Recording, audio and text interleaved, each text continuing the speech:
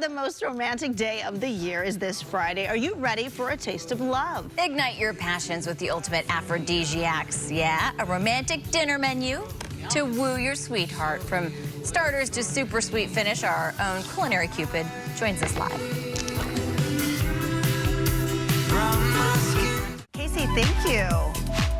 Sounds like it's going to rain on Valentine's Day. Reason to maybe eat indoors, stay at home, stay up the road. Get cozy. Get cozy, cuddly. This year, Valentine's Day romance starts with your stomach. Ignite your passions. Get your sweetheart swooning with an aphrodisiac dinner menu. Joining us with her how-to is our culinary Cupid, private chef Elizabeth Meditash. Thank you for being on with us. Thank you for having me. Good morning. Good morning. You have a gorgeous spread. Cannot wait to dig into it. But first, do aphrodisiacs really work, and why and how? Well, whether it's legend or myth or actual fact, there is something to be said about, first of all, the visual.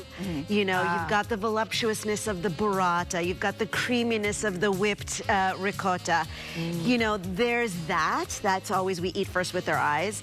But yes, there's known boosters, if you will, to boosting our testosterone, vitamin B boosters in the steak, in the cheese, in the fruit. So yes, there is a little bit of that that's happening. Science behind There is some science. By now, I'm by no means a scientist. However, you know, I am a foodie, and I know these are all delicious. So why do you recommend, I mean, yes, it's one thing to eat all of this stuff, and when it's presented to you, great, but maybe cooking it up yourself, that's pretty sexy. Yeah.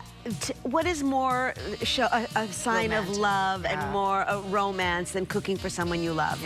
You know, it's a love language for sure. Food and cooking and feeding your loved ones is a love language, certainly in my house. Yeah, absolutely. So you have done this for us. You have created shortcuts so we can do this at home. So let's start with your appetizer, which is a whipped ricotta strawberry crostini.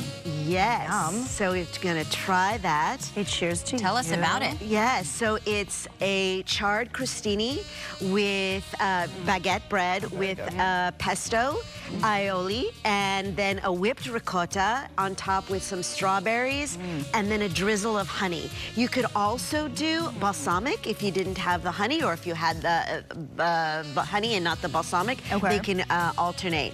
And then the next dish we have is our burrata salad. Again, another voluptuous, sexy cheese, creamy and delightful. And I've got that on a bed of arugula with some crushed pistachios, some diced up strawberries for color, and then a drizzle of olive oil, very good olive oil, of course, but what's a little spin and a surprise, it's a pomegranate molasses. That's very good. Yeah, it's very yummy. A pop of flavor and a surprise, a little sweetness, exactly. And then we hop on over to mushroom soup. Ooh, soup. And I got you a shooter right here, sexy shooter. Wait, what makes a soup sexy? Soup, the mushrooms. Cheers. Mushrooms are exotic and they're filled with vitamins that boost our sexual desire. And there's something about mushrooms that are just, you know, they're of the earth, they're sexy, they're a little funky. Meaty. And meaty, exactly. They are. That's how people They are. And then you've got the cream with it, and so it's just a delightful thing. And then, of course, and it's nice and warm. It's warm, exactly. And it's cold in February. It's Valentine's. This is a great way to snuggle with your buddy. So then we have a little demo here, if you'd like to demonstrate. This, yes. Okay. So you're going to make the crostini. So I just want to show you how easy it is to make. This is whipped ricotta. You put it in a blender with 3 tablespoons of heavy whipping cream. Boom, you've got the fluffiest cream. You take the pesto, you slather on top. Okay, Please. you do this pesto. And then pesto on each baguette first. Oh, pesto first. Yep. And then a dollop of the heavy whipping cream, or the ricotta. Okay. Yep. And then you're going to do a dollop of that. You can be really generous because you want it overflowing. Dollop it more. Yes, dollop it more. And then you're going to top it with, there you go. And then you're going to top it with the strawberries. Okay. I like how you did it in a little Yeah, beautiful, right? Gorgeous. We eat first with our eyes, right? Everything has to look as beautiful as it tastes. Even the way you're placing the strawberries looks Right? lovely. Beautiful. There you Yes. go. And then you're gonna Those drizzle nails. some honey on go ahead. top.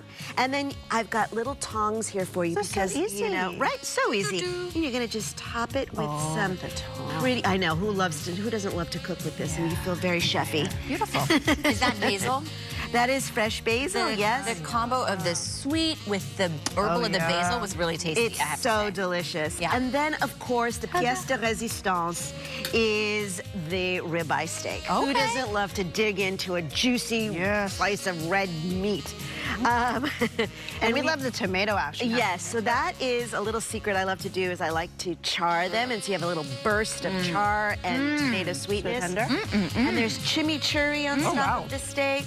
On top of the steak, and then of course the bone. You can share that with your love, and before we go, before out of time, you have to finish with something sweet. So what do you have here? we have pot de crème, chocolate pot de crème, and it's topped with a little raspberry dust. And there's teaspoons right here for you. Is there water? We need to get her water. And then there's a teaspoon to eat the pudding. So good. Okay, well, all of this is so beautiful, so delicious, so lovely. Thank you so much for being on with us. Thank you. For more Valentine's Day tips, head to Instagram at chef.lisa and at lisamichellelifestyle.com. Thank you so much for being on with us. Happy Valentine's Day. Happy Valentine's Day.